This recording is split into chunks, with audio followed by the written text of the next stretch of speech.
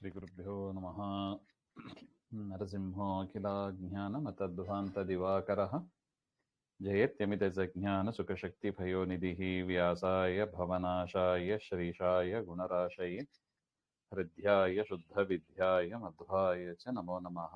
ಪ್ರಥಮೋ ಹನುಮಾನ್ ನಾಮ ದ್ವಿತೀಯೋ ಭೀಮ ಏವ ಚ ಪೂರ್ಣಪ್ರಜ್ಞಸ್ತೃತೀಯಸ್ತು ಭಗವತ್ಕಾರ್ಯಸಾಧಕಃ ಆಪಾದಮೌಲಿಪರ್ಯಂతం ಗುरूणाम् ಆಕೃತಿಂ ಸ್ಮರೇತ್ ತೇನ ವಿಘ್ನಾಃ ಪ್ರಣಶ್ಯಂತಿ ಸಿದ್ಧ್ಯಂತಿ ಚ ಮನೋರಥಾಃ. ಶ್ರೀಗುರುಭ್ಯೋ ನಮಃ. ನಾರಾಯಣಂ ನಮಸ್ಕೃತ್ಯ ನರಂ ಚೈವ ನರೋತ್ತಮಂ ದೇವೀಂ ಸರಸ್ವತೀಂ ವ್ಯಾಸಂ ತತೋ ಜಯಮುದೀರಯೇತ್. ನಾರಾಯಣಾಯ ಪರಿಪೂರ್ಣಗುಣಾರ್ಣವಾಯ ವಿಶ್ವೋದಯಸ್ಥಿತಿಲಯೋನ್ನಿಯತಿಪ್ರದಾಯ ಜ್ಞಾನಪ್ರದಾಯ ವಿಬುಧಾಸುರಸೌಖ್ಯದುಃಖಸತ್ಕಾರಣಾಯ ವಿತತಾಯ ನಮೋ ನಮಸ್ತೆ. ಆಪಾದಮೌಲಿಪರ್ಯಂతం ಗುरूणाम् ಆಕೃತಿಂ ಸ್ಮರೇತ್ ತೇನ ವಿಘ್ನಾಃ ಪ್ರಣಶ್ಯಂತಿ ಸಿದ್ಧ್ಯಂತಿ ಚ ಮನೋರಥಾಃ. ಶ್ರೀಗುರುಭ್ಯೋ ನಮಃ.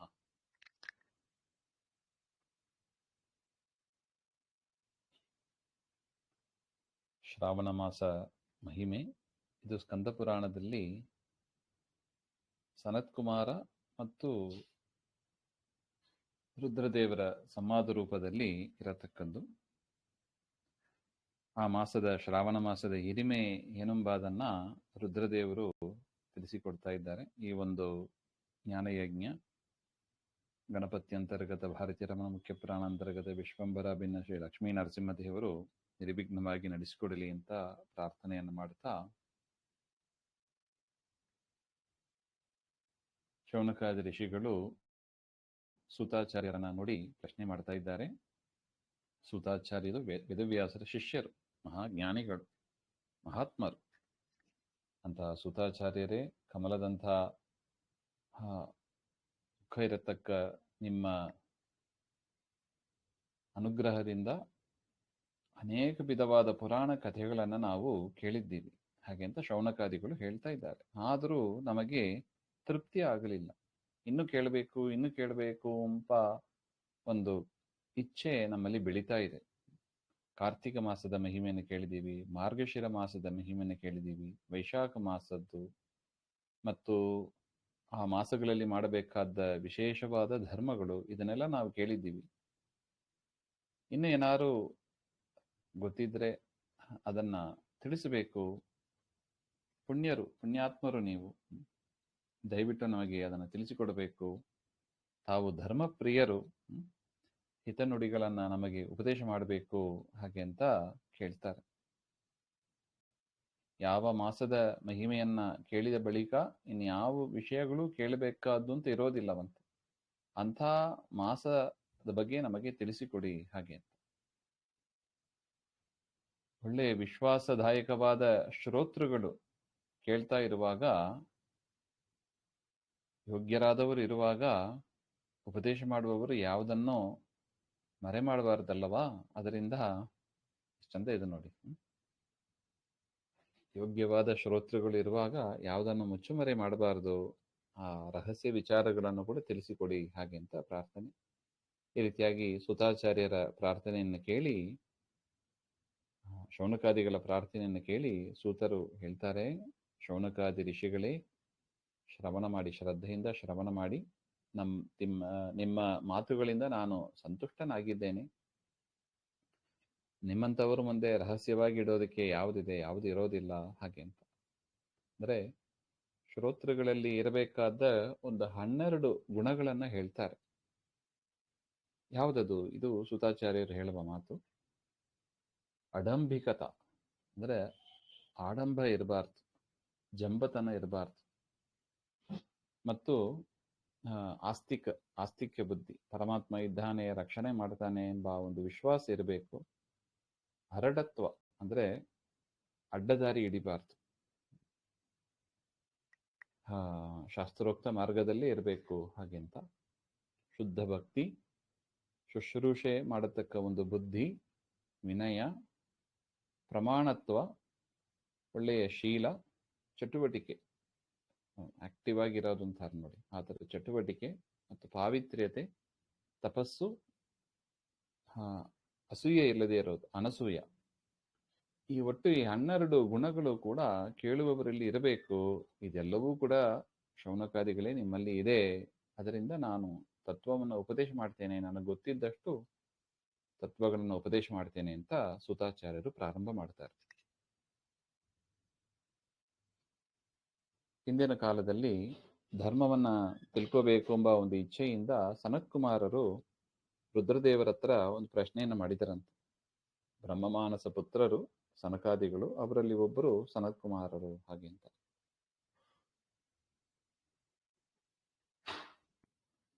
ದೇವದೇವ ಹಾಗೆಂತ ರುದ್ರದೇವರನ್ನ ಸಂಬೋಧನೆ ಮಾಡಿ, ಯೋಗಿಗಳಿಂದ ಧ್ಯಾನಿಸಲ್ಪಡುವ ಪಾದ ಕಮಲ ನಿಂಬದು ಅಂತ ಮಹಾರುದ್ರದೇವರೇ, ಅನೇಕ ವ್ರತಗಳನ್ನ ಧರ್ಮಗಳನ್ನ ನಾನು ಕೇಳಿ ತಿಳ್ಕೊಂಡಿದ್ದೇನೆ.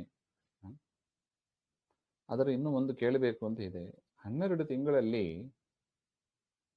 ಶ್ರೇಷ್ಠವಾದದ್ದು ಯಾವುದು ಅಂತ ನಿಮ್ಮ ಅಭಿಪ್ರಾಯ ಪ್ರಕಾರ ಶ್ರೇಷ್ಠವಾದದ್ದು ಯಾವುದು, ತಮಗೆ ಪ್ರಿಯವಾದದ್ದು ಯಾವುದು, ಎಲ್ಲ ಕಾರ್ಯಗಳಿಗೂ ಕೂಡ ಸಿದ್ಧಿಯನ್ನು ಕೊಡತಕ್ಕ ಮಾಸ ಯಾವುದು, ಆ ಒಂದು ಮಾಸದಲ್ಲಿ ಮಾಡಿದರೆ ಅನಂತ ಫಲ ಸಿಗಬೇಕು ಅಂತ ಶ್ರೇಷ್ಠವಾದ ಮಾಸ ಮತ್ತು ಅದರ ಮಹಿಮೆ ಅದನ್ನು ನಮಗೆ ಲೋಕ ಕಲ್ಯಾಣಕ್ಕಾಗಿ ನೀವದನ್ನ ಉಪದೇಶ ಮಾಡಬೇಕು ಹಾಗೆ ಅಂತ ಕೇಳಿದಾಗ ರುದ್ರದೇವರು ಹೇಳ್ತಾರೆ, ಸನತ್ ಕುಮಾರ,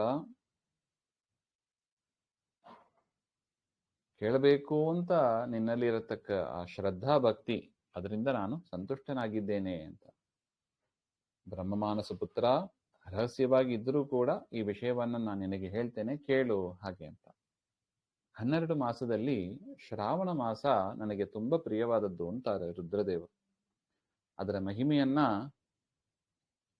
ಖಂಡಿತವಾಗ್ಲೂ ಕೇಳಿ ಯೋಗ್ಯರು ಅದನ್ನು ಕೇಳಿ ತಿಳ್ಕೋಬೇಕು ಅಂತ.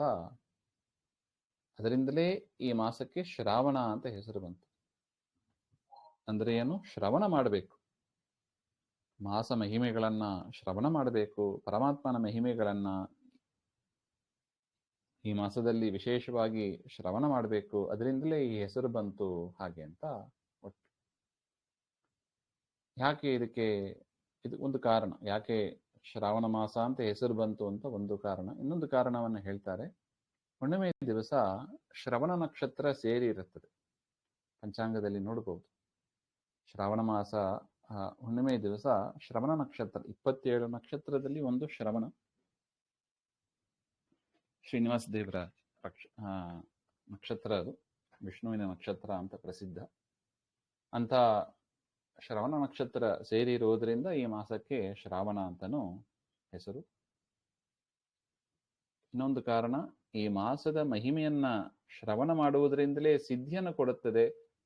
ಯಾರಿಗೆ ಬೇಡ ಹೇಳಿ ಸಿದ್ಧಿ? ಎಲ್ಲರಿಗೂ ಸಿದ್ಧಿ ಆಗಬೇಕಾಗಿದೆ. ಅದಕ್ಕಾಗಿಯೂ ಇದಕ್ಕೆ ಶ್ರಾವಣ ಅಂತ ಹೆಸರು.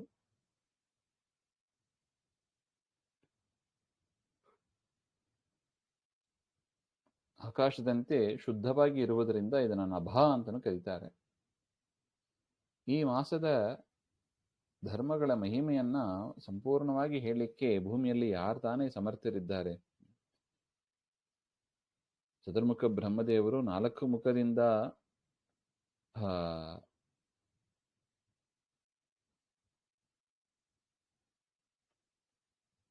ಈ ಮಾಸದ ಮಹಿಮೆಯನ್ನ ವರ್ಣನೆ ಮಾಡುವುದಕ್ಕಾಗಿ 4 ಮುಖವನ್ನ ತಾಳಿದರು ಅಂತ ಹೇಳ್ತಾರೆ. 4 ಮುಖದಿಂದ ಹೇಳಿದರೂ ಕೂಡ ಮುಗಿಯಲ್ಲ. ಈ ಮಾಸದ ಮಹಿಮೆಯನ್ನ ಕಾಣಬೇಕು ಅಂತ ಇಂದ್ರದೇವರು 1000 ಕಣ್ಣುಗಳನ್ನ, ಸಹಸ್ರಾಕ್ಷ ಅಂತ ಪ್ರಸಿದ್ಧ ಇಂದ್ರದೇವರಿಗೆ, 1000 ಕಣ್ಣುಗಳನ್ನ ಪಡೆದರು. ಈ ಮಾಸದ ಮಹಿಮೆಯನ್ನ ತಿಳಿಸುವುದಕ್ಕಾಗಿ ಶೇಷದೇವರು 2000 ನಾಲಿಗೆಯನ್ನ ಪಡ್ಕೊಂಡಿದ್ದಾರೆ ಹಾಗೆಂತ ಹೇಳಿದ ಮೇಲೆ ಈ ಮಾಸದ ಮಹಿಮೆಯನ್ನು ಇನ್ನೆಷ್ಟು ಅಂತ ಹೇಳೋದು ಹಾಗೆ ಅಂತ. ಶೇಷದೇವರಿಗೆ 1000 ಹೆಡೆ, ಒಂದೊಂದು ಹೆಡೆಯಲ್ಲೂ ಕೂಡ ಈ 2 ನಾಲಿಗೆ ಇರುತ್ತದೆ, ಅದರಿಂದ 2000 ನಾಲಿಗೆಗಳು ಹಾಗೆ ಅಂತ. ಬೇರೆ ಮಾಸಗಳು ಈ ಶ್ರಾವಣ ಮಾಸದ 16ನೇ ಒಂದು ಅಂಶಕ್ಕೂ ಕೂಡ ಸರಿಸಾಟಿ ಆಗಲಾರದು ಹಾಗೆಂತ. ಅಂತ ಅದ್ಭುತವಾದ ವ್ರತಮಯ ಧರ್ಮಮಯವಾದ ಮಾಸ ಇದು. ಅನೇಕ ವ್ರತಗಳು, ಅನೇಕ ಧರ್ಮ ಇದರಲ್ಲಿ ಹೇಳಿದ್ದಾರೆ. ಅದರಿಂದ ಶ್ರಾವಣ ಮಾಸದ ಪ್ರತಿಯೊಂದು ದಿವಸವೂ ಕೂಡ ವ್ರತ ಇಲ್ಲದೆ ಇರುವ ದಿವಸ ಅಂತ ಇಲ್ಲವೇ ಇಲ್ಲ. ಎಲ್ಲಾ ತಿಥಿಗಳಲ್ಲೂ ಕೂಡ ಯಾವುದೋ ಒಂದು ವ್ರತ ಇದ್ದೇ ಇರ್ತದೆ, ಅದನ್ನು ಪಟ್ಟಿ ಮಾಡ್ತಾರೆ ಮುಂದೆ. ಅದರಿಂದ ಈ ಮಾಸದ ವಿಷಯದಲ್ಲಿ ನಾನು ಹೇಳತಕ್ಕದ್ದು ಏನೋ ಹೊಗಳುವುದಕ್ಕಾಗಿ ಹಾಗೆ ಅಂತ ತಿಳಿಬೇಡ.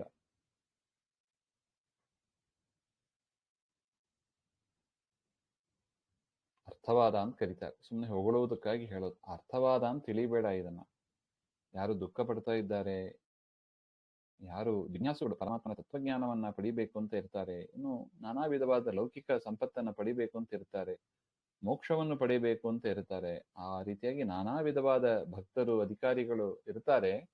ಅವರ ಇಷ್ಟ, ಅವರ ಸಿದ್ಧಿ ಅದಾಗಬೇಕು ಅಂದ್ರೆ ಶ್ರಾವಣ ಮಾಸದಲ್ಲಿ ವಿಶೇಷವಾಗಿ ಆ ವ್ರತ ಧರ್ಮಗಳನ್ನ ಮಾಡಬೇಕು, ಮಾಡಿ ಅದನ್ನ ಕೃಷ್ಣಾರ್ಪಣೆ ಹೇಳಬೇಕು ಹಾಗೆ ಅಂತ ಹೇಳ್ತಾರೆ. ಇದಾದ ಮೇಲೆ ಸನತ್ ಕುಮಾರರು ಪ್ರಶ್ನೆ ಮಾಡ್ತಾರೆ, ಸ್ವಾಮಿ ಪೂಜ್ಯರಾದ ರುದ್ರದೇವರೇ, ಈ ಮಾಸದಲ್ಲಿ ಪ್ರತಿಯೊಂದು ತಿಥಿಯಲ್ಲೂ ಕೂಡ ವ್ರತ ಇದ್ದೇ ಇರುತ್ತದೆ ಅಂತ ಹೇಳಿದ್ರಿ. ಆ ವಿಷಯವನ್ನ ನಮಗೆ ಸ್ಪಷ್ಟಪಡಿಸಿರಿ. ಯಾವ ತಿಥಿಯಲ್ಲಿ ಯಾವ ವ್ರತವನ್ನ ಮಾಡಬೇಕು ಹಾಗೆ ಅಂತ.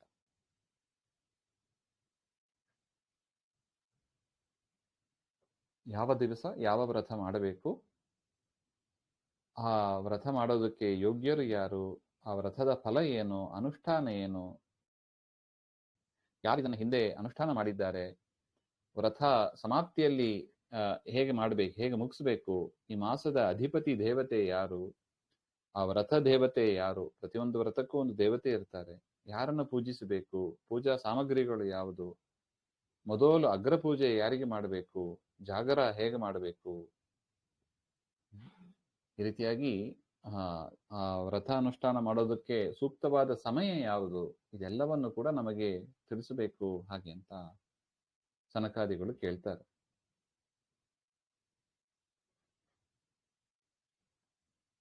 ನಿಮಗೆ ಇಷ್ಟವಾದ ಮಾಸ ಶ್ರಾವಣ ಮಾಸ ಅಂತ ಹೇಳಿದಿರಿ, ಅದಕ್ಕೇನು ಕಾರಣ, ಯಾವ ಕಾರಣದಿಂದ ಇದಕ್ಕೆ ಇಷ್ಟು ಶ್ರೇಷ್ಠತೆ ಬಂತು ಹಾಗೆ ಅಂತೆಲ್ಲ ಪ್ರಶ್ನೆ. ಈ ಮಾಸದಲ್ಲಿ ಯಾರ ಅವತಾರಗಳಾಗಿದೆ, ಇದು ಹೇಗೆ ಶ್ರೇಷ್ಠವಾಯಿತು, ಯಾವ ಧರ್ಮಗಳನ್ನ ಆಚರಣೆ ಮಾಡಬೇಕು,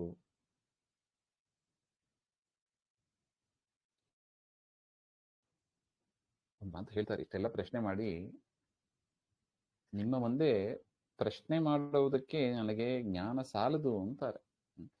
ಪ್ರಶ್ನೆ ಮಾಡುವುದಕ್ಕೂ ಕೂಡ ಒಂದು ಇಂಟೆಲಿಜೆನ್ಸ್ ಬೇಕು ನೋಡಿ. ಆ ರೀತಿಯಾಗಿ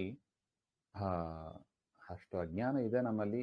ಏನು ಪ್ರಶ್ನೆ ಕೇಳಬೇಕು ಅಂತನೂ ಕೂಡ ಗೊತ್ತಿಲ್ಲ. ಅದರಿಂದ ಹೇ ಕೃಪಾಳು, ನಾನು ಕೇಳದೇ ಇದ್ದ, ಪ್ರಶ್ನೆ ಮಾಡದೇ ಇದ್ದ ವಿಷಯಗಳು ಏನಾದಿದ್ದರೆ ಅದನ್ನು ಕೂಡ ಲೋಕದ ಹಿತಕ್ಕಾಗಿ ಸಂಪೂರ್ಣವಾಗಿ ನೀವೆಲ್ಲವನ್ನು ತಿಳಿಸಬೇಕು ಹಾಗೆ ಅಂತ.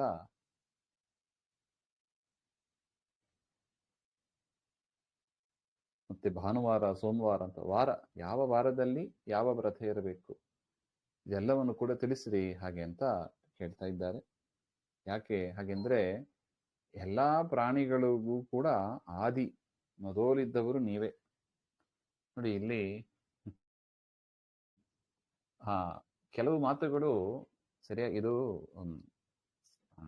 ಸ್ಕಂದ ಪುರಾಣ, ಅದರಿಂದ ಸ್ವಲ್ಪ ಎಚ್ಚೆತ್ತುಕೊಂಡು ಕೇಳಬೇಕಾದ ವಿಚಾರ ಇದು ತುಂಬಿ ಇರುತ್ತದೆ. ಕೆಲವು ಮಾತು ರುದ್ರದೇವರನ್ನ ಕುರಿತು ಹೇಳಿರುವ ಮಾತು, ಕೆಲವು ಮಾತು ರುದ್ರ ಅಂತರ್ಯಾಮಿಯಾದ, ಮುಖ್ಯಪ್ರಾಣ ಅಂತರ್ಯಾಮಿಯಾದ ಪರಮಾತ್ಮನನ್ನು ಕುರಿತಾದ ಹೇಳಿದ ಮಾತು. ಅದರಿಂದ ನಮಗೆ ಮೇಲ್ನೋಟಕ್ಕೆ ನೋಡಿದರೆ ಗೊತ್ತಾಗೋದಿಲ್ಲ, ರುದ್ರದೇವರನ್ನ ಹೇಳ್ತಾರೋ, ರುದ್ರದೇವರ ಒಳಗಿರುವ ಪರಮಾತ್ಮನನ್ನ ಹೇಳ್ತಾರೋ ಹಾಗೆ ಅಂತ ನಮಗೆ ಗೊತ್ತಾಗೋದಿಲ್ಲ. ಅದಕ್ಕೆ ನೋಡಿ, ನಾವು ನಿನ್ನೆ ನೋಡಿದ್ದೀವಿ, ವೇದವ್ಯಾಸರಿಗೆ 3 ರೀತಿಯಾದ ಸಾತ್ವಿಕ, ರಾಜಸ, ತಾಮಸರು ಅಂತ ಅವರು ಆಡಿಯನ್ಸ್ ಆಗಿ ಇರ್ತಾರೆ ಅವರು. ಅದರಿಂದ ತತ್ವಜ್ಞಾನ ಹೇಳಿರ್ಬೇಕು, ಆದರೆ ಯೋಗ್ಯರಿಗೆ ಮಾತ್ರ ಅರ್ಥ ಆಗಿರ್ಬೇಕು. ಆ ರೀತಿಯಾದ ಸ್ಟೇಟ್ಮೆಂಟ್ಸ್ ಇಲ್ಲಿ ತುಂಬಾ ಇದೆ. ಅದರಿಂದ ನೀವೇ ಆದಿ ದೇವರು ಹಾಗೆಂದ್ರೆ ಏನರ್ಥ, ಇದು ಅಂತರ್ಯಾಮಿಯನ್ನು ಹೇಳಿತ್ತು. ಸೃಷ್ಟಿ ಆದಿಯಲ್ಲಿ ಇದ್ದರು ಪರಮಾತ್ಮ.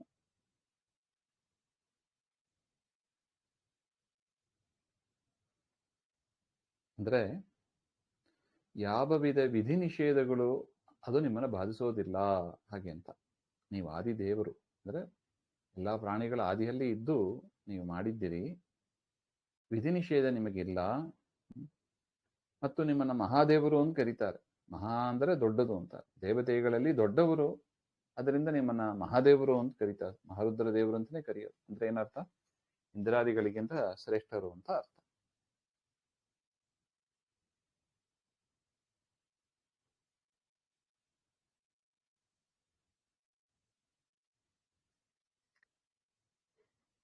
ಇನ್ನು ತ್ರಿಮೂರ್ತಿಗಳಿಗೆ ಆಶ್ರಯಪ್ರದವಾದದ್ದು ಅಶ್ವತ್ಥ ವೃಕ್ಷ. ಆ ಅಶ್ವತ್ಥ ವೃಕ್ಷದ ಮೇಲ್ಭಾಗದಲ್ಲಿ ನೀವಿದ್ದೀರಾ ಹಾಗೆ ಅಂತ. ರುದ್ರದೇವರು ಅಶ್ವತ್ಥ ವೃಕ್ಷದ ಮೇಲ್ಭಾಗದಲ್ಲಿ ಇದ್ದಾರೆ. ನೀವು ಶಿವ ಮಂಗಳ ಸ್ವರೂಪರಾದ್ದರಿಂದ ನಿಮ್ಮನ್ನ ಶಿವ ಅಂತ ಕರೀತಾರೆ. ಪಾಪಗಳ ಗುಂಪನ್ನ ನೀವು ನಾಶ ಮಾಡ್ತೀರಿ, ಅದರಿಂದ ನಿಮ್ಮನ್ನ ಹರ ಅಂತ ಕರೀತಾರೆ. ನೋಡಿ, ಶಿವ, ಹರ, ಆದಿದೇವ, ಮಹಾದೇವ ಇದೆಲ್ಲವೂ ನೀವೇ ಆಗಿದ್ದೀರಿ ಹಾಗೆ ಅಂತ. ನಿಮ್ಮನ್ನ ಆದಿದೇವ ಅಂತ ಕರೀತಾರೆ. ಯಾಕೆಂದ್ರೆ ನೀವು ಬಿಳಿ ಬಣ್ಣದವರು. ರುದ್ರದೇವರ ಮೈ ಬಣ್ಣ ಬಿಳಿ ಬಣ್ಣ, ನೀರಿನಂತ ಬಿಳುಪು ಅಂತ ಹೇಳ್ತಾರೆ ನೋಡಿ, ಆ ತರ.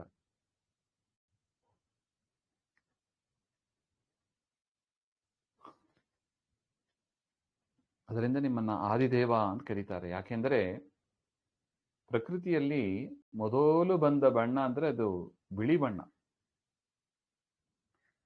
ಆ ಬಿಳಿ ಬಣ್ಣದ ವಿಕಾರದಿಂದಲೇ ಬೇರೆ ಬಣ್ಣಗಳು ಉಂಟಾದವು ಹಾಗೆ ಅಂತ. ಅದರಿಂದ ನೀವು ಆದಿದೇವ, ಆದಿಯಿಂದಲೇ ಮೊದಲು ಇದ್ದ ಬಿಳಿ ಬಣ್ಣದವರು ನೀವು, ಅದರಿಂದಲೂ ಕೂಡ ನಿಮಗೆ ಆದಿದೇವ ಅಂತ ಹೆಸರು ಹಾಗೆ ಅಂತ ರುದ್ರದೇವರನ್ನ ಸ್ತೋತ್ರ ಮಾಡ್ತಾ ಇದ್ದಾರೆ.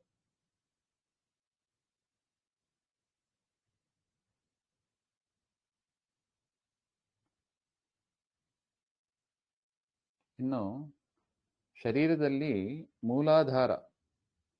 ಮೂಲಾಧಾರದಲ್ಲಿ 4 ದಳ ಕಮಲ, ಅಲ್ಲಿ ಗಣಪ ಇದ್ದಾರೆ. ಇನ್ನು ಅದರ ಮೇಲೆ 6 ದಳ ಕಮಲದಲ್ಲಿ ಬ್ರಹ್ಮದೇವರಿದ್ದಾರೆ. ಅದರ ಮೇಲೆ 10 ದಳ ಕಮಲದಲ್ಲಿ ಮಣಿಪುರ ಅಂತ 3ನೇ ಚಕ್ರ, ಶರೀರದಲ್ಲಿ ಇರುವ ಚಕ್ರಗಳು ಇದು. ಅದರ ಮೇಲೆ ಅಂದ್ರೆ 10 ದಳ ಕಮಲದಲ್ಲಿ ವಿಷ್ಣು ಇದ್ದಾರೆ, ಗಣಪ, ಅದರ ಮೇಲೆ ಬ್ರಹ್ಮ, ಅದರ ಮೇಲೆ ವಿಷ್ಣು. ಇನ್ನು ಅದರ ಮೇಲೆ ಹೃದಯದಲ್ಲಿ 12 ದಳದ ಕಮಲ, ಅಲ್ಲಿ ಅನಾಘತ ಅಂತ 4ನೇ ಚಕ್ರ. ಈ ರೀತಿಯಾಗಿ ಆ ಹೃದಯದಲ್ಲಿ ನೀವಿದ್ದೀರಾ, ಅದೇ ನಿಮಗೆ ವಾಸಸ್ಥಾನ ಹಾಗೆ ಅಂತ. ಈ ರೀತಿಯಾಗಿ 4ನೇ ಚಕ್ರ ಹಾಗೆ ನೀವು ಇದ್ದೀರಾ ಅಂತ ಜ್ಞಾನಿಗಳು ನಿಮ್ಮನ್ನ ಹೇಳ್ತಾರೆ. ಬ್ರಹ್ಮ, ವಿಷ್ಣು ಅವರ ಮೇಲೆ ವಾಸ ಮಾಡುವುದರಿಂದ ನಿಮಗೆ ಆ ಒಂದು ಪ್ರಧಾನತೆ, ತ್ರಿಮೂರ್ತಿಗಳ ಒಂದು ಪ್ರಧಾನತೆ ನಮಗೆ ಗೊತ್ತಾಗ್ತದೆ. ನಿಮ್ಮನ್ನು ಪೂಜೆ ಮಾಡಿದರೆ ಈ 5 ಜನರನ್ನು ಕೂಡ ಪೂಜೆ ಮಾಡಿದ ಫಲ ಸಿಗ್ತದೆ ಹಾಗೆ ಪಂಚಾಯತನ ಅಂತ ಕರೀತಾರೆ.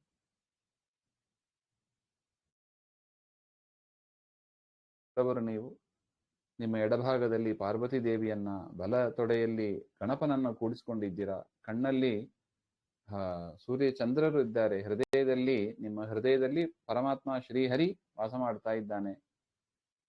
ಬ್ರಹ್ಮ ಅವರು ಆಹಾರ ಅಂದ್ರೆ ಅನ್ನದ ರೂಪದಲ್ಲಿ ಇದ್ದಾರೆ. ಶ್ರೀಹರಿ ಜಲದ ರೂಪದಲ್ಲಿ ಇದ್ದಾರೆ. ಅದರಿಂದ ಹೇ ಈಶ್ವರ, ಅನ್ನ ನೀರು ಎರಡನ್ನು ಕೂಡ ನೀವು ಸೇವೆ ಮಾಡ್ತಾ ಇರ್ತೀರಾ. ಅದರಿಂದ ನೀವು ಸ್ಮಶಾನದಲ್ಲೂ ಇದ್ದೀರಾ, ಪರ್ವತದಲ್ಲೂ ಇದ್ದೀರಾ. ಅದರಿಂದ ನೀವು ವೈರಾಗ್ಯ, ದೇವರು ಕೊಟ್ಟ ಜಾಗದಲ್ಲಿ ತೃಪ್ತಿಯಿಂದ ಇರಬೇಕು ಎಂಬುದನ್ನು ನೀವು ಸೂಚನೆ ಮಾಡ್ತಾ ಇದ್ದೀರಾ. ಪುರುಷ ಸೂಕ್ತ ಮಂತ್ರದಿಂದ ಹೊಗಳಲ್ಪಡುವವರಾಗಿದ್ದೀರಾ ಅಂತ ಋಷಿಗಳು ಹೇಳ್ತಾರೆ ನೋಡಿ. ಇದೆಲ್ಲ ಅಂತರ್ಯಾಮಿ ರೂಪ. ಈ ರೀತಿಯಾಗಿ ಲೋಕವನ್ನೇ ಸಂಹಾರ ಮಾಡತಕ್ಕ, ನಾಶ ಮಾಡತಕ್ಕ ಹಾಲಾಹಲ ವಿಷವನ್ನ ನೀವು ಕುತ್ತಿಗೆಯಲ್ಲಿ ಧರಿಸಿದ್ದೀರಾ. ಮಹಾಪ್ರಳಯ ಕಾಲದ ಅಗ್ನಿ ಅದು ನಿಮ್ಮ ಹಣೆಯಲ್ಲಿ ಅಗ್ನಿಯ ರೂಪದಲ್ಲಿ ಇದೆ ಅಂತ. ಆ ರೀತಿಯಾಗಿ ಅಗ್ನಿಯನ್ನು ಧರಿಸಿದ್ದೀರಾ. ಸಂಸಾರ ಎನ್ನತಕ್ಕ ಕತ್ತಲೆಯಾದ ಬಾವಿಯಲ್ಲಿ ಬೀಳೋದಕ್ಕೆ ಕಾರಣವಾದದ್ದು ಆ ಕಾಮವೇ ಎಲ್ಲದಕ್ಕೂ ನಾಂದಿ. ಆ ಕಾಮವನ್ನ ಸುಟ್ಟವರು ನೀವು, ನಿಮ್ಮಿಂದ ಕೊಲ್ಲಲ್ಪಟ್ರು, ಕಾಮ ಸುಡಲ್ಪಟ್ರು. ಇಷ್ಟು ಮಹಿಮೆ ಯಾರಿಗಿದೆ ಹೇಳಿ? ನಿಮಗೆ ಇದೆ ಹಾಗೆ ಅಂತ. ಅದರಿಂದ ನಿಮ್ಮ ಮಹಿಮೆಯನ್ನ ವರ್ಣನೆ ಮಾಡೋದಕ್ಕೆ ಕೋಟಿ ಜನ್ಮಗಳು ತೆಗೆದರೂ ಕೂಡ ನನ್ನಿಂದ ಸಾಧ್ಯ ಆಗೋದಿಲ್ಲ. ಹೇ ಮಹಾದೇವ, ನಮ್ಮ ಮೇಲೆ ಕರುಣೆಯನ್ನು ತೋರಿಸಿ ನಮ್ಮ ಪ್ರಶ್ನೆಗಳಿಗೆ ಉತ್ತರವನ್ನು ಕೊಡಿ ಹಾಗೆ ಅಂತ ಸನತ್ಕುಮಾರರು ಪ್ರಶ್ನೆ ಮಾಡಿದರು ಹಾಗೆ ಅಂತ. ತದನಂತರ ರುದ್ರದೇವರು ಹೇಳಿದರು, ಈ ಮಹಾಭಾಗ, ಸುಂದರವಾದ ಮಾತುಗಳನ್ನ ಆಡಿದ್ಯಾ ಬ್ರಹ್ಮಪುತ್ರ. ನಿನಗೆ ಭಾರಿ ವಿನಯ ಇದೆ, ಒಳ್ಳೆಯ ಶ್ರೋತೃವಾಗಿದ್ಯಾ, ಅದರಿಂದ ನಾನು ನಿನಗೆ ಶ್ರಾವಣ ಮಾಸದ ಮಹಿಮೆಯನ್ನು ಕುರಿತು ನೀ ಏನು ಪ್ರಶ್ನೆ ಮಾಡಿದ್ಯೋ ಅದೆಲ್ಲದಕ್ಕೂ ಕೂಡ ನಾನು ಉತ್ತರ ಕೊಡ್ತೇನೆ ಹಾಗೆ ಅಂತ. ನೀನು ಕೇಳದೇ ಇರುವ ಪ್ರಶ್ನೆಗಳಿಗೂ ಕೂಡ ನಾನು ಸಂತೋಷದಿಂದ ಉತ್ತರವನ್ನು ಕೊಡ್ತೇನೆ ಹಾಗೆ ಅಂತ. ನೋಡಿ, ಗುರುಗಳು ಸುಪ್ರಸನ್ನರಾಗಿ ನಮ್ಮ ಮೇಲೆ ಅನುಗ್ರಹವನ್ನು ಮಾಡಬೇಕು, ಆ ರೀತಿಯಾಗಿ ನಾವು ನಡ್ಕೋಬೇಕು ಅಂತ ಇದೆ. ಅದರಿಂದ ಎಷ್ಟು ವಿನಯಭರಿತರಾಗಿ ಗುರು ಶುಶ್ರೂಷೆ ಮಾಡಿ ಪ್ರಶ್ನೆಗಳನ್ನು ಕೇಳ್ತೀವಿ, ಅಷ್ಟು ಗುರುಗಳು ಸಂತುಷ್ಟರಾಗಿ ಅನುಗ್ರಹ ಮಾಡ್ತಾರೆ ಹಾಗೆ ಅಂತ. ಇದು ರುದ್ರದೇವರು ಹೇಳ್ತಾರೆ, ನೀನು ಕೇಳುವ ಪ್ರಶ್ನೆಯಿಂದ ಸಂತುಷ್ಟನಾಗಿದ್ದೇನೆ, ಅದರಿಂದಲೇ ನೀನು ಕೇಳದೇ ಇರುವ ವಿಚಾರಗಳನ್ನು ಕೂಡ ನಾನು ಹೇಳ್ತೇನೆ ಹಾಗೆ ಅಂತ.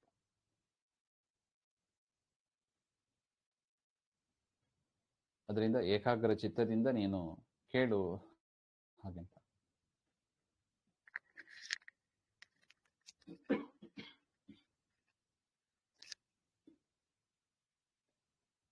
ಆರಂಭದಲ್ಲಿ ಹೇಳ್ತಾರೆ, ಹೇ ಯೋಗಿಯೇ ಸನತ್ ಕುಮಾರ, ಶ್ರಾವಣ ಮಾಸದಲ್ಲಿ ನಕ್ತವ್ರತವನ್ನ ಮಾಡಬೇಕು ಅಂತ ಹೇಳ್ತಾರೆ.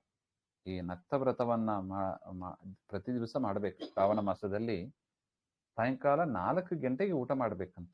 ಯಾರು ಪ್ರತಿ ದಿವಸವೂ ಕೂಡ ಬೆಳಿಗ್ಗೆ ಯಾವುದು ಊಟ ಇರೋದಿಲ್ಲ, 4 ಗಂಟೆಗೆ ಊಟ, ಅದನ್ನ ನಕ್ತ ಭೋಜನ, ನಕ್ತವ್ರತ ಅಂತ ಕರೀತಾರೆ. ಪ್ರತಿ ದಿವಸ ಮಾಡೋದು ಏನಿಲ್ಲ, ಬೆಳಿಗ್ಗೆ ಏನಿಲ್ಲ, ರಾತ್ರಿನೂ ಊಟ ಇಲ್ಲ, 4 ಗಂಟೆಗೆ ಒಂದ್ಸಲ ಊಟ ಅಷ್ಟೆ. ಇದನ್ನ ನಕ್ತವ್ರತ ಅಂತ ಕರೀತಾರೆ. ಮತ್ತೆ ಪ್ರತಿ ದಿವಸ ಈ 30 ದಿವಸದಲ್ಲೂ ಕೂಡ ಈ ತಿಂಗಳು ಪೂರ್ತಿ ರುದ್ರಾಭಿಷೇಕ ಮಾಡಬೇಕು ಹಾಗೆ ಅಂತ. ಮತ್ತು ತನಗೆ ಇಷ್ಟವಾದ ಯಾವುದೋ ಒಂದು ಪದಾರ್ಥವನ್ನ ಬಿಡಬೇಕು ಹಾಗೆ ಅಂತ. ನಮಗೆ ಯಾವುದು ಇಷ್ಟ ಹಾಗೆಂದ್ರೆ ಹುಣಸೆಯನ್ನು ಇಷ್ಟ ಅಂತ ಹೇಳ್ಬೋದು, ಹುಣಸೆ ರಸ ಅಥವಾ ಖಾರ ಇಷ್ಟ ಅಂತ ಹೇಳ್ಬೋದು. ಅದನ್ನೆಲ್ಲ ಬಿಡಬೇಕು ಹಾಗೆ. ಚಾತುರ್ಮಾಸ ಅಂದ್ರೆ ತಾನೆ, ಅದನ್ನೆಲ್ಲ ಬಿಟ್ಬಿಡ್ತೀವಿ ನೋಡಿ. ಮತ್ತು ಪುಷ್ಪಗಳು, ಫಲಗಳು, ಧಾನ್ಯಗಳು, ತುಳಸಿ ಮಂಜರಿ ಮತ್ತು ಬಿಲ್ವಪತ್ರ ಇವುಗಳಿಂದ ಲಕ್ಷಾರ್ಚನೆಯನ್ನ ಮಾಡಬೇಕು ಅಂತ ಹೇಳ್ತಾರೆ. ಮತ್ತು ಕೋಟಿಲಿಂಗ ಮುಂತಾದವುಗಳನ್ನ ಪೂಜೆ ಮಾಡಬೇಕು, ಬ್ರಾಹ್ಮಣರಿಗೆ ಅನ್ನ ಸಂತರ್ಪಣೆ ಮಾಡಬೇಕು, ಧಾರಣೆ ಪಾರಣ ವ್ರತವನ್ನ ಮಾಡಬೇಕು. ಇದೆಲ್ಲ ನನಗೆ ತುಂಬಾ ಇಷ್ಟವಾದದ್ದು ಈ ಮಾಸದಲ್ಲಿ ಹಾಗೆ ಅಂತ ಹೇಳ್ತಾರೆ. ನನಗೆ ಪ್ರಿಯವಾದ ಪಂಚಾಮೃತ ಅಭಿಷೇಕವನ್ನ ಮಾಡಬೇಕು, ರುದ್ರರಿಗೆ ಪಂಚಾಮೃತ ಅಭಿಷೇಕವನ್ನು ಮಾಡಬೇಕು ಅಂತ ಹೇಳ್ತಾರೆ. ಈ ಮಾಸದಲ್ಲಿ ಯಾವುದೇ ಒಂದು ಪುಣ್ಯ ಕಾರ್ಯ ಮಾಡಿದರೂ ಕೂಡ ಅದು ಅನಂತ ಫಲವನ್ನ ಕೊಡತಕ್ಕದ್ದು ಹಾಗೆಂತ. ಬ್ರಹ್ಮಚಾರಿಯಾದವ ನೆಲದಲ್ಲಿ ಮಲಗಬೇಕು, ಸತ್ಯವನ್ನೇ ಮಾತಾಡಬೇಕು. ಅಂತಹ ಅದ್ಭುತವಾದ ಫಲದಾಯಕವಾದ ಈ ಮಾಸ ಬಂದದ್ದು ಗೊತ್ತಾಗಲ್ಲ, ಓದೋದು ಗೊತ್ತಾಗಲ್ಲ ಅಂತ ಯಾರು ಇದನ್ನ ವ್ಯರ್ಥ ಮಾಡ್ಕೋಬಾರ್ದು, ಸುಮ್ಮನೆ ಇದನ್ನ ಕಳೀಬಾರ್ದು ಹಾಗೆ ಅಂತ. ಜಲಪಾನ ಮಾಡದೆ ಊಟ ಮಾಡೋದು ಮತ್ತು ಹವಿಷ್ಯಾನ್ನವನ್ನ ಊಟ ಮಾಡೋದು. ಹವಿಷ್ಯಾನ್ನ ಅಂದ್ರೆ ಕೇವಲ ಹವಿಷ್ಯಾನ್ನ ಅಂದ್ರೆ ಹೋಮಕ್ಕೆ ಯಾವುದನ್ನ ಬಳಸ್ತೀವೋ ಅದನ್ನ ಮಾತ್ರ ಇಟ್ಕೊಂಡು ಅಡಿಗೆ ಮಾಡಿ ಊಟ ಮಾಡೋದು ಹಾಗೆ ಅಂತ. ಅದನ್ನ ಹವಿಷ್ಯಾನ್ನ ಅಂತ ಕರೀತಾರೆ. ಎಲೆಯಲ್ಲಿ ಊಟ ಮಾಡೋದು, ತರಕಾರಿಗಳನ್ನ ಬಿಡೋದು ಇತ್ಯಾದಿಯಾಗಿ ನಾನಾ ವಿಧವಾದ ವ್ರತಗಳು ಈ ಮಾಸದಲ್ಲಿ ಮಾಡಿದರೆ ಅದೆಲ್ಲವೂ ಕೂಡ ಅನಂತ ಪುಣ್ಯದಾಯಕ ಅಂತ. ಹೇ ಸನತ್ ಕುಮಾರ, ಭಕ್ತಿಯಿಂದ ಈ ವ್ರತವನ್ನ ಆಚರಿಸಬೇಕು. ಶ್ರಾವಣ ಮಾಸ ಬಂತಲ್ಲ ಅಂತ ತಲೆ ಮೇಲೆ ಕೈ ಇಟ್ಟುಕೊಂಡು ಮಾಡಬಾರದು. ಭಕ್ತಿಯಿಂದ ಮಾಡಬೇಕು, ಸದಾಚಾರದಿಂದ ಇರಬೇಕು, ನೆಲದಲ್ಲಿ ಮಲಗಬೇಕು, ಪ್ರಾತಃ ಕಾಲದಲ್ಲಿ ಎದ್ದು ಸೂರ್ಯೋದಯಕ್ಕೆ ಮುಂಚೆ ಎದ್ದು ಸ್ನಾನ ಮಾಡಬೇಕು, ಜಿತೇಂದ್ರಿಯರಾಗಿ ಇರಬೇಕು, ಇಂದ್ರಿಯ ನಿಗ್ರಹ ಉಳ್ಳವರಾಗಿ ಇರಬೇಕು ಈ ಮಾಸದಲ್ಲಿ ಹಾಗೆ ಅಂತ. ಏಕಾಗ್ರ ಚಿತ್ತದಿಂದ ಪರಮಾತ್ಮನ ಪೂಜೆಯನ್ನ ಮಾಡಬೇಕು. ಮಂತ್ರಗಳ ಪುನಶ್ಚರಣ, ಹರಿವಾಯುಸ್ತುತಿ ಇರಬಹುದು ಅಥವಾ ಯಾವುದೇ ಮಂತ್ರ ಇರಬಹುದು, ಮತ್ತೆ ಮತ್ತೆ ಅದನ್ನ ಹೇಳಿದರೆ ಅದು ಒಳ್ಳೆ ಸಿದ್ಧಿಯನ್ನು ಕೊಡತಕ್ಕದ್ದು ಅಂತ. ಶಿವ ಷಡಾಕ್ಷರ ಮಂತ್ರ ಇದೆ, ನಮಃ ಶಿವಾಯ ಅಂತ ಹೇಳ್ತೀವಿ ನಾವು. ಷಡಾಕ್ಷರ ಮಂತ್ರ, ಗಾಯತ್ರಿ ಮಂತ್ರ ವಿಶೇಷವಾಗಿ ಈ ಮಾಸದಲ್ಲಿ ಸಿದ್ಧಿಯನ್ನು ಕೊಡತಕ್ಕದ್ದು ಅಂತ ಹೇಳ್ತಾರೆ. ಪ್ರದಕ್ಷಿಣೆ ನಮಸ್ಕಾರ, ವೇದ ಪಾರಾಯಣ ಇದೆಲ್ಲವೂ ಕೂಡ ಬೇಗನೆ ಫಲಕಾರಿ ಆಗ್ತದೆ ಹಾಗೆ ಅಂತ. ಪುರುಷ ಸೂಕ್ತದ ಜಪ ಹೆಚ್ಚಿನ ಫಲವನ್ನು ಕೊಡತಕ್ಕದ್ದು ಅಂತ. ಪುರುಷ ಸೂಕ್ತದ ಮಂತ್ರದ ಜಪವನ್ನ ವಿಶೇಷವಾಗಿ ಮಾಡಬೇಕು ಅಂತ ಹೇಳ್ತಾರೆ. ಇನ್ನು ಗ್ರಹಯಜ್ಞ, ಕೋಟಿ ಹೋಮ, ಲಕ್ಷ ಹೋಮ, 10,000 ಹೋಮ, ಈ ರೀತಿಯಾಗಿ ಅನೇಕ ಹೋಮಗಳು ಈ ಮಾಸದಲ್ಲಿ ಮಾಡಿದರೆ ಅವರು ಬಯಸಿದ ಫಲವನ್ನ ಕೊಡತಕ್ಕದ್ದು ಅಂತ ಹೇಳ್ತಾರೆ. ಆದರೆ ಈ ಶ್ರಾವಣ ಮಾಸದಲ್ಲಿ ಒಂದು ದಿವಸವೂ ಕೂಡ ವ್ರತವನ್ನ ಅನುಷ್ಠಾನ ಮಾಡದೆ ಸುಮ್ಮನೆ ಕಳೆಯುವವ ಅವನಿಗೆ ಪ್ರಳಯ ಕಾಲದ ಪರ್ಯಂತ ನರಕ ವೇದನೆ ಇದೆ ಹಾಗೆ ಅಂತ ಹೇಳ್ತಾರೆ. ಅದರಿಂದ ವ್ರತಾನುಷ್ಠಾನವನ್ನ ನಾವು ತಪ್ಪಿಸಬಾರದು. ಶ್ರಾವಣ ಮಾಸ ಬಂತು, ವ್ರತಗಳನ್ನ ಮಾಡಬೇಕು. ಚಾತುರ್ಮಾಸ್ಯಾದಿ ವ್ರತಗಳು, ಏಕಾದಶಿ ವ್ರತಗಳು, ಅದರಿಂದ ಮಹಾಫಲದಾಯಕವಾದದ್ದು ಹಾಗೆ ಅಂತ ಹೇಳ್ತಾರೆ. ಅದರಿಂದ ಈ ಮಾಸ, ಶ್ರಾವಣ ಮಾಸ ನನಗೆ ತುಂಬಾ ಪ್ರಿಯವಾದದ್ದು, ಇದಕ್ಕೆ ಸರಿಸಾಟಿಯಾದದ್ದು ಬೇರೆ ಇಲ್ಲ ಹಾಗೆ ಅಂತ ರುದ್ರದೇವರು ಹೇಳ್ತಾರೆ. ಇದು ಕಾಮ್ಯ ಕರ್ಮ ಮಾಡುವರು, ಅಂದ್ರೆ ಫಲ ನಿರೀಕ್ಷೆ ಮಾಡಿ ಕರ್ಮಗಳನ್ನ ಮಾಡುವವರಿಗೂ ಅವರು ಬಯಸಿದ್ದನ್ನು ಕೊಡತಕ್ಕದ್ದು. ಫಲ ನಿರೀಕ್ಷೆ ಮಾಡದೆ ನಿಷ್ಕಾಮವಾಗಿ ಕೇವಲ ಪರಮಾತ್ಮನ ಪ್ರೀತಿಗಾಗಿ ಮಾಡೋದು ಅಂತ ಆದವರಿಗೆ ಮೋಕ್ಷವನ್ನೇ ಕೊಡತಕ್ಕದ್ದು ಅಂತ ಸಾಮರ್ಥ್ಯ ಇದೆ ಇದಕ್ಕೆ ಅಂತ ಹೇಳ್ತಾರೆ. ಈ ಮಾಸದಲ್ಲಿ ಮಾಡಬೇಕಾದ ಧರ್ಮಾಚರಣೆ ಬಗ್ಗೆ ಹೇಳ್ತೇನೆ. ಇವತ್ಸ ವಾರದ ವ್ರತ ಅಂತ ಮೊದಲು ಪ್ರಾರಂಭ ಮಾಡ್ತಾರೆ. ವಾರದ ವ್ರತ ಅಂದ್ರೆ ಭಾನುವಾರ ಸೂರ್ಯನ ಕುರಿತಾದ ವ್ರತ ಮಾಡಬೇಕು ಹಾಗೆ ಅಂತ ಭಾನುವ್ರತ. ಸೋಮವಾರ ರುದ್ರನ ಪೂಜೆ ವಿಶೇಷವಾಗಿ ಮಾಡಬೇಕು ಅಂತ ಹೇಳ್ತಾರೆ. ನಕ್ತ ಭೋಜನ ಅಂದ್ರೆ ರಾತ್ರಿ ಊಟ ಇತ್ಯಾದಿಗಳನ್ನೆಲ್ಲ ಮಾಡೋದಕ್ಕೆ ಸೋಮವಾರ ಸೂಕ್ತವಾದದ್ದು ಅಂತ. ಶ್ರಾವಣ ಮಾಸದ ಮೊದಲನೇ ಸೋಮವಾರ, 5 ಸೋಮವಾರ ಅಂತ 4 ಸೋಮವಾರನ 5 ಸೋಮವಾರ ಬರುತ್ತದೆ.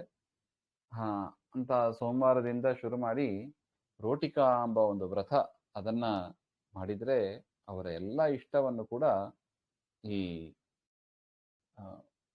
ಆ ವ್ರತ, ರೋಟಿಕಾ ಅಂತ ವ್ರತ ಶ್ರಾವಣ ಮಾಸ ಮೊದಲನೇ ಸೋಮವಾರದಿಂದ ಮಾಡಿ 3.5 ತಿಂಗಳು ಮಾಡಬೇಕಂತ ಇದನ್ನು. ಅದನ್ನ ರೋಟಿಕಾ ವ್ರತ ಅಂತ ಕರೀತಾರೆ. ಮಹಾಫಲದಾಯಕ ಅಂತ ಅದನ್ನ ಹೇಳ್ತಾರೆ. ಮಂಗಳವಾರ ಮಂಗಳ ಗೌರಿ ವ್ರತವನ್ನ ಮಾಡಬೇಕು. ಬುಧವಾರ ಬುಧ ವ್ರತ, ಅಂದರೆ ಬುಧ ನವಗ್ರಹದಲ್ಲಿ ಬುಧ ಅವರನ್ನು ಕುರಿತಾದ ವ್ರತಗಳನ್ನ. ಗುರುವಾರದಲ್ಲಿ ಬೃಹಸ್ಪತಿ ವ್ರತ ಅನುಷ್ಠಾನ ಮಾಡಬೇಕು. ಶುಕ್ರವಾರದಲ್ಲಿ ಜೀವಂತಿಕಾ ಅಂತ ದೇವಿಯ ವ್ರತ ಮಾಡಬೇಕು. ಶನಿವಾರ ಹನುಮಂತ ದೇವರ, ನರಸಿಂಹದೇವರ ವ್ರತವನ್ನ ಮಾಡಬೇಕು. ಹೇ ಸನತ್ಕುಮಾರ, ಈ ರೀತಿಯಾಗಿ ಇದನ್ನ ವಾರ ವ್ರತಗಳು ಅಂತ ಕರೀತಾರೆ. ಯಾವ್ಯಾವ ವಾರದಲ್ಲಿ ಯಾರನ್ನ ಕುರಿತಾಗಿ ವ್ರತ ಅನುಷ್ಠಾನ ಮಾಡಿ ಅವರ ಅನುಗ್ರಹವನ್ನು ಪಡೆಯಬೇಕು ಹಾಗೆಂಬ ಅದನ್ನ ತಿಳಿಸಿದ್ದಾರೆ. ಇನ್ನು ತಿಥಿ ವ್ರತಗಳು, ಯಾವ ತಿಥಿಯಲ್ಲಿ ಯಾರನ್ನು ಪೂಜೆ ಮಾಡಬೇಕು ಹಾಗೆ ಅಂತ ಅದನ್ನು ಹೇಳ್ತಾ ಇದ್ದಾರೆ. ಶ್ರಾವಣ ಶುದ್ಧ ದ್ವಿತೀಯ ದಿವಸ ಔದುಂಬರ ಅಂತ ಒಂದು ವ್ರತವನ್ನ ಮಾಡಬೇಕು.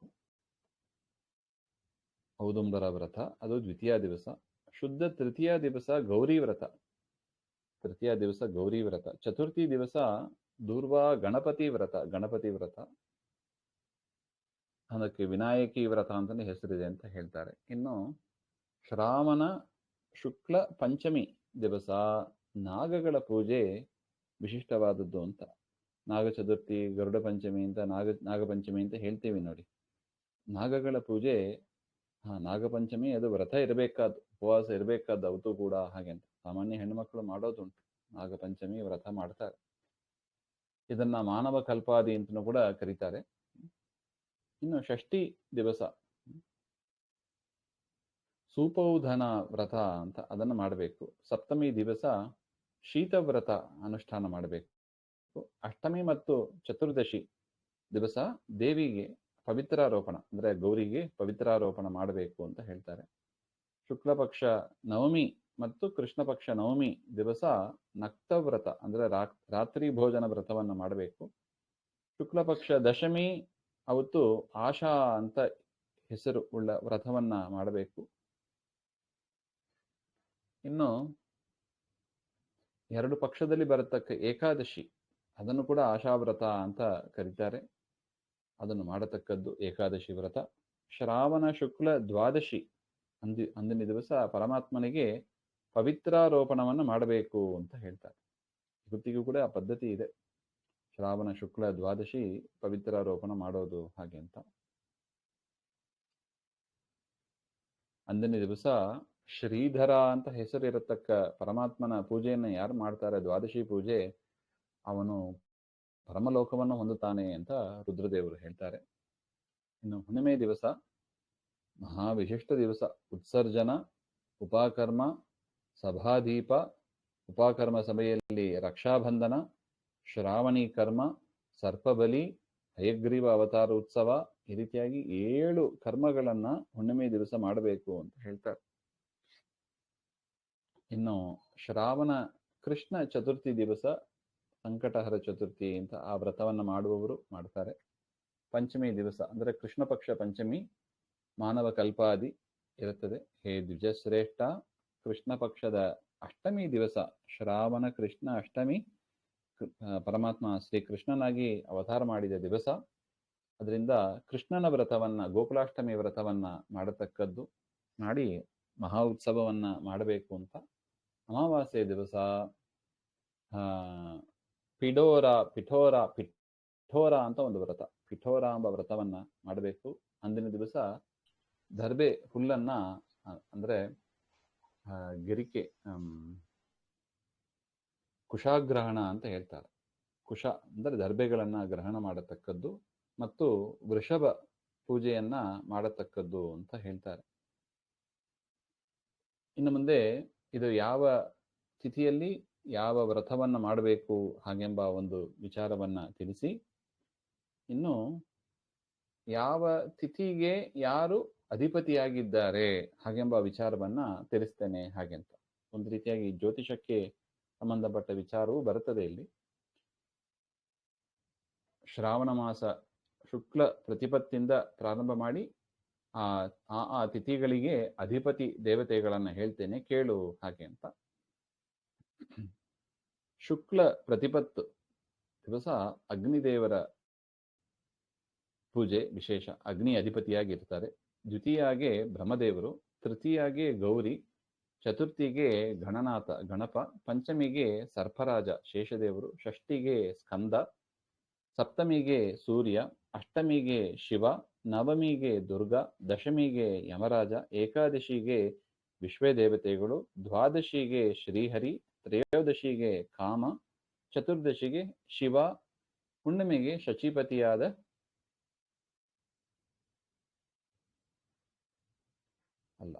ಹುಣ್ಣಿಮೆಗೆ ಚಂದ್ರ ಅಂತ ಹೇಳ್ತಾರೆ. ಹುಣ್ಣಿಮೆಗೆ ಚಂದ್ರ, ರೋಹಿಣಿಪತಿಯಾದ ಚಂದ್ರ ಹಾಗೆ ಅಂತ. ಮತ್ತು ಅಮಾವಾಸ್ಯೆಗೆ ಪಿತೃದೇವತೆಗಳು ಅಧಿಪತಿ ದೇವತೆಗಳಾಗಿ ಇರ್ತಾರೆ ಹಾಗೆಂತ. ಅದರಿಂದ ಆ ದಿವಸ ಆ ತಿಥಿಯಲ್ಲಿ ಆ ದೇವತೆಯನ್ನ ಪೂಜೆ ಮಾಡಬೇಕು ಅಂತ ಇದೆ. ಆ ದೇವತೆಗಳಂತರ್ಯಾಮಿಯಾದ ಭಾರತೀಯ ರಮಣ ಮುಖ್ಯ ಪ್ರಾಣಾಂತರ್ಗತ ಲಕ್ಷ್ಮೀನಾರಾಯಣನ ಪೂಜೆ ಅಂತ ಚಿಂತನೆ ಮಾಡಬೇಕು ಹಾಗೆಂತ. ಯಾಕೆ ಆ ದೇವತೆಗಳು ಆ ತಿಥಿಗೆ ಅಧಿಪತಿಯಾಗಿ ಇದ್ದಾರೆ. ಅದರಿಂದ ಹೇ ಮುನಿಯೇ, ಈ ಮಾಸದಲ್ಲಿ ಅಗಸ್ತ್ಯ ನಕ್ಷತ್ರ, ಅನೇಕವಾಗಿ ಅಗಸ್ತ್ಯ ನಕ್ಷತ್ರ ಉದಯವಾಗಿ ಇರುತ್ತದೆ. ಅದರ ಕಾಲವನ್ನು ಹೇಳ್ತೇನೆ ಹಾಗೆ ಅಂತ ಹೇಳ್ತಾರೆ. ಸಿಂಹರಾಶಿಯಲ್ಲಿ ಸೂರ್ಯ ಪ್ರವೇಶ ಮಾಡಿ ಆ ದಿವಸದಿಂದ ಪ್ರಾರಂಭ ಮಾಡಿ 58 ಗಳಿಗೆಗಳು ಕಳೆದ ಬಳಿಕ ಅಗಸ್ತ್ಯ ನಕ್ಷತ್ರ ಅಂತ ಅದೊಂದು ಉದಯವಾಗ್ತದೆ. ಅಗಸ್ತ್ಯ ಉದಯಕ್ಕೆ 7 ದಿವಸಗಳ ಹಿಂದೆನೇ ಅಗಸ್ತ್ಯ ಮುನಿಗಳಿಗೆ ಅರ್ಘ್ಯವನ್ನ ಕೊಡ್ಲಿಕ್ಕೆ ಶುರು ಮಾಡಬೇಕು ಅಂತ ಹೇಳ್ತಾರೆ. ಅಗಸ್ತ್ಯ ಋಷಿಗಳನ್ನ ಪೂಜೆ ಮಾಡತಕ್ಕದ್ದು ಸಿಂಹರಾಶಿಯಲ್ಲಿ ಪ್ರವೇಶ ಮಾಡಿದಾಗ 52 ಗಳಿಗೆಗಳು ಕಳೆದ ಬಳಿಕ ಅಗಸ್ತ್ಯ ಉದಯ ಆಗ್ತದೆ ಹಾಗೆ ಅಂತ. ತತ್ಪೂರ್ವದಲ್ಲಿ 7 ದಿವಸ ಅಗಸ್ತ್ಯರಿಗೆ ಅರ್ಘ್ಯ ಕೊಟ್ಟು ಪೂಜೆಯನ್ನು ಮಾಡಬೇಕು ಅಂತ ಒಟ್ಟು. ಸೂರ್ಯ 12 ರಾಶಿಗಳಲ್ಲೂ ಇರುವಾಗ ಒಂದೊಂದು ಹೆಸರು ಇರುತ್ತದೆ. ಶ್ರಾವಣ ಮಾಸದಲ್ಲಿ ಬರುವಾಗ ಗಭಸ್ತಿ ಅಂತ ಅವರಿಗೆ ಹೆಸರಿದೆ. ಸೂರ್ಯನಿಗೆ ಹೆಸರು ಶ್ರಾವಣ ಮಾಸದಲ್ಲಿ ಬರುವಾಗ ಗಭಸ್ತಿ ಅಂತ. ಸಹಸ್ರನಾಮದಲ್ಲೂ ಬರುತ್ತದೆ ನೋಡಿ, ಗಭಸ್ತಿ ನೇಮಿ ಅಂತೆಲ್ಲ ಬರುತ್ತದೆ. ಅದರಿಂದ ಗಭಸ್ತಿಯನ್ನ ಪೂಜೆ ಮಾಡಬೇಕು ಹಾಗೆ ಅಂತ. ಇನ್ನು ಚಾತುರ್ಮಾಸ್ಯ ವ್ರತ ಬರುತ್ತದೆ. ಈ ಚಾತುರ್ಮಾಸ್ಯದಲ್ಲಿ ಶ್ರಾವಣ ಮಾಸದಲ್ಲಿ ಶಾಖವ್ರತ, ತರಕಾರಿಗಳನ್ನು ಬಿಡಬೇಕು. ಭಾದ್ರಪದದಲ್ಲಿ ಮೊಸರನ್ನ ಬಿಡಬೇಕು. ಅಶ್ವಯುಜದಲ್ಲಿ ಹಾಲನ್ನು ಬಿಡಬೇಕು. ಕಾರ್ತಿಕ ಮಾಸದಲ್ಲಿ ದ್ವಿದಳ ಅದನ್ನ ಬಿಡಬೇಕು ಹಾಗೆ ಅಂತ. ಈ 4 ತಿಂಗಳಲ್ಲಿ ಇರತಕ್ಕ ವ್ರತಗಳನ್ನ ಮಾಡಲಿಕ್ಕೆ ಯಾರಿಗೆ ಸಾಧ್ಯ ಆಗೋದಿಲ್ಲ ಅವರು ಶ್ರಾವಣ ಮಾಸದ ವ್ರತವನ್ನ ಮಾಡಿದರೆ ಚಾತುರ್ಮಾಸ್ಯ ವ್ರತದ ಫಲವನ್ನು ಅವರು ಪಡೀತಾರೆ ಹಾಗೆ ಅಂತ. ಅದರಿಂದ ಶ್ರಾವಣ ಮಾಸದ ಮಹಿಮೆಯನ್ನ ಸಂಕ್ಷೇಪವಾಗಿ ನಿನಗೆ ತಿಳಿಸಿದ್ದೇನೆ ಹಾಗೆ ಅಂತ. ಈ ವ್ರತಗಳು ಧರ್ಮಗಳು ಅದನ್ನ ನೂರಾರು ವರ್ಷಗಳು ವಿಸ್ತಾರವಾಗಿ ಹೇಳಿದರೂ ಕೂಡ ಅದು ಮುಗಿಯೋದಿಲ್ಲ. ಅಷ್ಟು ವಿಸ್ತೃತವಾದ ವ್ರತಗಳು ಧರ್ಮಗಳು ಈ ಮಾಸದಲ್ಲಿ ಇದೆ ಹಾಗೆ ಅಂತ.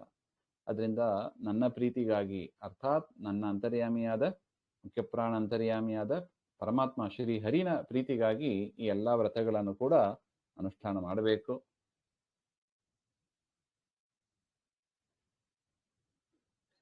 ನೋಡಿ, ಇಲ್ಲಿ ಒಂದು ಮಾತು ಹೇಳ್ತಾರೆ. ವಾಸ್ತವಿಕವಾಗಿ ನೋಡಿದ್ರೆ ನನಗೂ ದೇವರಿಗೂ ಯಾವ ಭೇದವೂ ಇಲ್ಲ ಹಾಗೆ ಅಂತ. ನನಗೂ ಶ್ರೀಹರಿಗೂ ಯಾವ ಭೇದವೂ ಇಲ್ಲ ಅಂತ ಒಂದು ಮಾತನ್ನ ರುದ್ರದೇವರು ಹೇಳ್ತಾರೆ.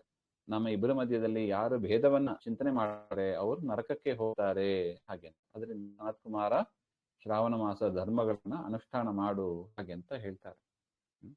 ಇಲ್ಲಿ ಒಂದು ವಿಚಾರ ಅದೇ ನೋಡಿ, ಈ ಗಳನ್ನು ಓದುವಾಗ ಮೈ ಎಚ್ಚರ ಇರಬೇಕು. ರುದ್ರನಿಗೂ ಶ್ರೀಹರಿಗೂ ಭೇದ ಇಲ್ಲ ಹಾಗೆಂದ್ರೆ ಏನ್ ಅರ್ಥ ಹಾಗೆಂದ್ರೆ ಅನೇಕ ರೀತಿಯಾದ ಭೇದಗಳನ್ನು ನಾವು ಹಿಂದೆ ವಿಚಾರ ಮಾಡಿದ್ದೇವೆ. ಇಲ್ಲ ಐಕ್ಯ, ಸ್ಥಾನ ಐಕ್ಯ, ಮತ್ಯೈಕ್ಯ, ಸ್ವರೂಪ ಐಕ್ಯ ಹಾಗೆ ಅಂತೆಲ್ಲ ಅನೇಕ ವಿಧವಾದ ಐಕ್ಯಗಳು ಇದೆ. ನನಗೂ ದೇವರಿಗೂ ಶ್ರೀಹರಿಗೂ ಭೇದ ಇಲ್ಲ, ಐಕ್ಯ ಇದೆ ಹಾಗೆಂದ್ರೆ ಏನ್ ಅರ್ಥ ಹಾಗೆಂದ್ರೆ ಸ್ಥಾನ ಐಕ್ಯ ಇದೆ. ನೋಡಿ, ಒಂದೇ ಶರೀರದಲ್ಲೇ ನಾನು ಇದ್ದೀನಿ, ಅಂತರ್ಯಾಮಿಯಾಗಿ ಪರಮಾತ್ಮನು ಶ್ರೀಹರಿಯೂ ಇದ್ದಾನೆ. ಅದರಿಂದ ಏನ್ ಬಂತು? ಸ್ಥಾನ ಐಕ್ಯ. ಸ್ಥಾನ ಐಕ್ಯ ನಾವು ಬಳಸ್ತೀವಿ ನೋಡಿ. ಸೂರ್ಯ ಮುಳುಗ್ತಾ ಇದೆ, ಗೋವುಗಳೆಲ್ಲ ಕೊಠಡಿಯಲ್ಲಿ ಒಂದಾದವು ಹಾಗೆ ಅಂತ ಒಂದು ವಾಕ್ಯ ಹೇಳ್ತೀವಿ. ಗೋವುಗಳು ಕೊಠಡಿಯಲ್ಲಿ ಒಂದಾದವು ಹಾಗೆ ಅಂದ್ರೆ ಏನರ್ಥ? 10 ಹಸುಗಳು ಇದೆ ಅಂತ ಇಟ್ಟುಕೊಳ್ಳಿ, ಅದೆಲ್ಲ ಸರಿ ಒಂದೇ ಆಯಿತು ಅಂತ ಅರ್ಥನಾ? ಇಲ್ಲ. ಸಾಯಂಕಾಲ ಆಯಿತು, ಗೋವುಗಳು ಒಂದಾದವು ಅಂದ್ರೆ ಏನರ್ಥ? ಮೇಕೆಂತ ಕಾಡಿಗೆ ಹೋದವು, ಸಾಯಂಕಾಲ ಕೊಠಡಿಯಲ್ಲಿ ಬಂದು ಒಂದು ಸೇರಿದವು ಅಂದ್ರೆ ಏನರ್ಥ? ಸ್ಥಾನ ಐಕ್ಯ, ಒಂದೇ ಜಾಗದಲ್ಲಿ ಸೇರಿತ್ತು ಅಂತ ಅರ್ಥವೇ ಹೊರತು ಎಲ್ಲ ಗೋವುಗಳು ಒಂದಾಯಿತು ಅಂತ ನಾವು ಅರ್ಥ ಮಾಡಬಾರ್ದು. ಎಲ್ಲ ಕಡೆ ಐಕ್ಯ ಅಂದ್ರೆ ಸ್ವರೂಪ ಐಕ್ಯ ಅಂತಾನೆ ನಾವು ಚಿಂತನೆ ಮಾಡಬಾರ್ದು. ನಿನ್ನೆ ಮೊನ್ನೆ ನೋಡಿದ್ದೀವಿ, 1 ಲೋಟ ನೀರು 2 ಲೋಟ ನೀರು ಅದನ್ನು ಒಂದೇ ಪಾತ್ರೆಯಲ್ಲಿ ಹಾಕಿದ್ರೆ ಅದು 2 ಲೋಟ ನೀರು ಆಗ್ತದೆ ಅಂದ್ರೆ ಏನರ್ಥ? ಸ್ಥಾನ ಐಕ್ಯ ಅಂತ ಅರ್ಥ. ಐಕ್ಯ ಅಂದ್ರೆ ಒಂದಾಗೋದು ಅಂತ ಅಷ್ಟೇ ಅರ್ಥ. ಒಂದೇ ಸ್ಥಾನದಲ್ಲಿ, ಒಂದೇ ಅಧಿಕರಣದಲ್ಲಿ, ಒಂದೇ ಪಾತ್ರೆಯಲ್ಲಿ 2 ಒಂದಾದವು ಅಂತ ಅಷ್ಟೇ ಅರ್ಥ. ಇನ್ನು ಮತಿ ಐಕ್ಯ ಅಂತ ಇನ್ನೊಂದಿದೆ. ಅದರಿಂದ ರುದ್ರದೇವರ ವಿಚಾರದಲ್ಲಿ ಸ್ಥಾನ ಐಕ್ಯವನ್ನು ಹೇಳ್ಬೋದು. ಒಂದೇ ಶರೀರದಲ್ಲಿ ಈಗನ್ನು ಹೇಳಿದ್ರು ನೋಡಿ, ಆ ದಳಗಳು ಕಮಲಗಳು ಅಲ್ಲಿ ಇದ್ದಾರೆ ಹಾಗೆ ಅಂತ. ಮತ್ತು ಮತಿ ಐಕ್ಯ. ಮತಿ ಐಕ್ಯ ಅಂದ್ರೆ ಏನು? ಇಬ್ರು ಜಗಳಾಗ್ತಾ ಇದ್ರು, ಈಗ ಇಬ್ರು ಒಂದಾದರು ಅಂತ ಹೇಳ್ತೀವಿ. ಇಬ್ರು ಒಂದಾದರು ಅಂದ್ರೆ ಏನರ್ಥ? ಇಬ್ರು ವ್ಯಕ್ತಿಗಳು ಹೋಗಿ ಒಂದೇ ವ್ಯಕ್ತಿ ಆದ್ರು ಅಂತ ಅರ್ಥನಾ? ಇಲ್ಲ. ಭಿನ್ನಾಭಿಪ್ರಾಯ ಇತ್ತು, ಅದನ್ನೆಲ್ಲ ದೂರ ಮಾಡಿ ಮತಿ ಐಕ್ಯ. ಇಬ್ರು ಮನಸ್ಸು ಒಂದೇ ರೀತಿಯಾಗಿ ಚಿಂತನೆ ಮಾಡ್ತಾ ಇದೆ, ವಿರುದ್ಧವಾಗಿ ಚಿಂತನೆ ಮಾಡ್ತಾ ಇಲ್ಲ ಅಂತ ಅರ್ಥ. ಇದನ್ನ ಮತಿ ಐಕ್ಯ ಅಂತ ಕರಿತೀವಿ. ಅದರಿಂದ ಇಲ್ಲಿ ಹೇಳಿರೋದು ಆ ಮಾತು ಅಂದ್ರೆ, ನಾನು ಏನ್ ಚಿಂತನೆ ಮಾಡ್ತೇನೆ ಅದು ಪರಮಾತ್ಮನಿಗೆ ಶ್ರೀಹರಿಗೆ ವಿರುದ್ಧವಾಗಿ ಇರೋದಿಲ್ಲ ಹಾಗೆಂತ ಅಷ್ಟೇ ಅರ್ಥ. ಮತಿ ಐಕ್ಯ, ನನಗೂ ಪರಮಾತ್ಮ ಚಿಂತನೆ ಮಾಡಿದಂಗೆ ನಾನು ಚಿಂತನೆ ಮಾಡೋದು. ನಾವು ನೋಡ್ತೀವಿ ನೋಡಿ, ಭೀಮಸೇನ ದೇವರ, ದ್ರೌಪದಿ ದೇವಿಯರ ಚಿಂತೆ ಎಲ್ಲ ಹೇಗಿರುತ್ತದೆ? ಪರಮಾತ್ಮನ ಇಚ್ಛೆಯನ್ನ ಅನುಸರಿಸಿ ಇರುತ್ತದೆ. ಅಂದ್ರೆ ಏನರ್ಥ? ಮತಿ ಐಕ್ಯ ಇರುತ್ತದೆ. ಪರಮಾತ್ಮನ ಮತಿಗೂ ದಾಸರ ಮತಿಗೂ ಐಕ್ಯ ಇರುತ್ತದೆ, ಒಂದೇ ರೀತಿಯಾದ ಚಿಂತನೆ ಇರುತ್ತದೆ ನೋಡಿ. ಅದನ್ನು ಮತಿ ಐಕ್ಯ ಅಂತ ಕರೆಯೋದು. ಇನ್ನು ಮೂರನೆಯದು ಸ್ವರೂಪ ಐಕ್ಯ ಅಂತ ನಾವು ಅದನ್ನು ನೋಡಿದ್ದೇವೆ. ಪರಮಾತ್ಮನ ರೂಪಗಳು, ಮತ್ಸ್ಯ ಕೂರ್ಮಾದಿ ರೂಪಗಳು ಅದೆಲ್ಲವೂ ಕೂಡ ಒಂದೇ ಹಾಗೆ ಅಂತ. ಅಲ್ಲಿ ಸ್ವರೂಪ ಐಕ್ಯವನ್ನು ನಾವು ಹೇಳಬೇಕು ಹಾಗೆ. ಸೌಬರಿ ಋಷಿಗಳು 50 ರೂಪವನ್ನು ತೆಗೆದುಕೊಂಡ್ರು, ಮತ್ತು ಒಂದಾದರೂ ಸ್ವರೂಪ ಐಕ್ಯ ಹೇಳಬಹುದು. ಅಂತಹ ಸಂದರ್ಭದಲ್ಲಿ ನಾವು ಸ್ವರೂಪ ಐಕ್ಯವನ್ನ ಹೇಳಬೇಕೆ ಹೊರತು ಐಕ್ಯ ಅಂದ ಕೂಡಲೇ ಕೇವಲ ಸ್ವರೂಪ ಐಕ್ಯ ಅಂತ ನಾವು ಕಲ್ಪನೆ ಮಾಡಬಾರ್ದು ಹಾಗೆಂಬ ಒಂದು ವಿಚಾರ ನಾವು ತಿಳಿಯಬೇಕು. ಇಲ್ಲಿ ಪ್ರಕೃತ ರುದ್ರದೇವರು ಹೇಳ್ತಾರೆ, ನನಗೂ ಪರಮಾತ್ಮ ಶ್ರೀಹರಿಗೂ ಭಿನ್ನ ಅಭಿಪ್ರಾಯನೇ ಇಲ್ಲ, ನಮ್ಮ ಇಬ್ಬರಲ್ಲಿ ಭೇದವೇ ಇಲ್ಲ, ನಾವು ಒಂದೇ ರೀತಿಯಾಗಿ ಚಿಂತನೆ ಮಾಡತಕ್ಕವರು ಅಂತ ಅರ್ಥ. ಅದರಿಂದ ಆ ವ್ರತಗಳನ್ನ ನನ್ನ ಪ್ರೀತಿಗಾಗಿ, ಅರ್ಥಾತ್ ನನ್ನ ಒಳಗಿರುವ ಪರಮಾತ್ಮನ ಪ್ರೀತಿಗಾಗಿ ಮಾಡು ಹಾಗೆ ಅಂತ ಸನತ್ಕುಮಾರರಿಗೆ ಉಪದೇಶವನ್ನ ಮಾಡ್ತಾ ಇದ್ದಾರೆ. ಇದು ಸಂಕ್ಷೇಪವಾಗಿ ಹೇಳಿದ್ದು. ಇನ್ನು ಮುಂದಿನ ಅಧ್ಯಾಯಗಳಲ್ಲಿ ಏನು ವ್ರತಗಳನ್ನು ಹೇಳಿದರೂ ಅದನ್ನ ವಿಸ್ತೃತವಾಗಿ ಹೇಳ್ತಾರೆ. ಅದನ್ನ ಮತ್ತೆ ಸೇರಿದಾಗ ನೋಡೋಣ. ಸರ್ವಗುಣ ಸಂಪೂರ್ಣ ಸರ್ವದೋಷ ವಿವರ್ಜಿತ ಪ್ರಿಯತಾಂ ಪ್ರೀತೇಯಪಾಲಂ ವಿಷ್ಣುರ್ಮೆ ಪರಮಃ ಸುಹೃತ್ ಶ್ರೀಮಧ್ವಾಂತರ್ಗತ ಶ್ರೀಕೃಷ್ಣ ಅರ್ಪಣಮಸ್ತು. ಶ್ರೀಹರೇ ನಮಃ.